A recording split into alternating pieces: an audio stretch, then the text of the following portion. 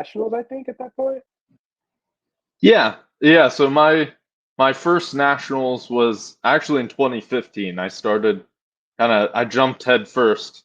Um, yeah, and then 2019, that would have been my last nationals as a junior, that year. Yep. So for you, then, it interests me so much because, I mean, you're very humble, right? Like even as we talk to this day. So, I mean, as a teenager, right? Like we got the testosterone flowing for you. Like, were you competitive in that way? Was it going in there and being like, I gotta win this, or was it just like I'm gonna do my best? Like, how did it work for you? Yeah. So I have always wanted to win. And it stems from our football days. I think we were fed the world's greatest motivator because we had years of, let's just face it, like we were kind of mediocre football team. We weren't like the worst football team. Uh, we weren't the best football team either, and we took L's going back to Yep. Fort Hill, losing by 60 points. Um, and like, so once I got to powerlifting, it was the first sport that I had like gotten a chance to compete, and I tasted what it was like to actually possibly be good at something. And I was like, oh, wait a second.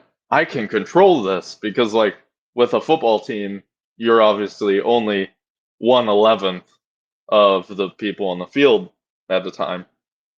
But I I also was fortunate that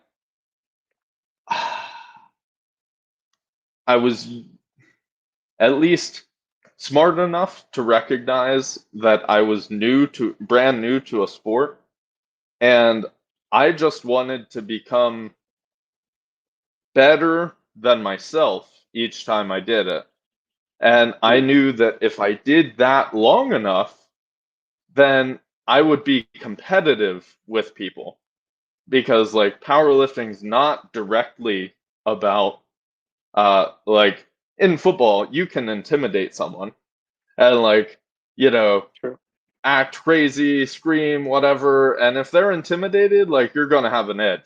In powerlifting, you cannot directly influence your opponent, right? Or at least it's very rare that there's an influence. So my mindset was always if I lift as much weight as I can and make all of my lifts, then someday I'll be strong enough to place. Mm, And that brought me to like my first meet. I went 9 for 9. I didn't even place. I got fifth place at a local meet, but I had a blast because like I went nine yeah. for nine. I was nervous.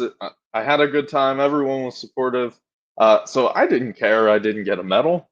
And then I went to the next competition, went 9 for 9, lifted more weight. Um, I think I was the only one in the teenage division that for that one, so I got like a default gold medal. But really, I didn't care about that. And then I signed up for collegiate nationals that following year. This was 2015, so about a year into competing.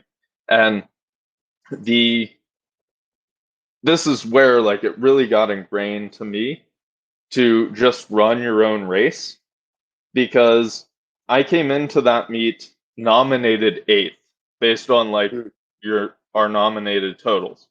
So once again, my thought process was run my own race, have a perfect day, and like have a good time, and placing will fall where it does. Like at eighth place, I don't really have a shot at the podium. Well, on the day, uh, I think it was two of like the top ranked guys. One bombed out on squat, and one bombed out on bench. So like wow. they didn't make the one guy didn't make a squat, and then the other didn't make a bench, so they got disqualified. And I went 8 for 9 that day. Essentially, I was lifting equipped because at the time collegiates was only equipped meaning I was in a squat suit and knee wraps. And I just missed my second bench. So basically, I made my first bench, missed the second bench, did something I would never recommend, which was I went up to my third bench plan without hitting my second. And that was because I ended up tearing my bench shirt. That's why I missed the second one and Wow. made the third bench. So I went 8 for 9 because I missed that second bench on a technicality. And because I had the perfect day for me, I got third place, bronze medal Mm. at a national championship. And like, I didn't even know I placed third until they were calling the medals. Because like, I hadn't even looked at the score table the entire time. And that just taught me, it was like, hey, I was able to place well because I handled my job.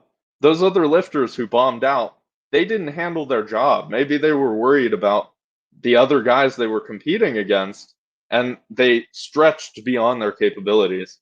And it just, that meet was like, set a foundation for me moving forward of, hey, just do my job.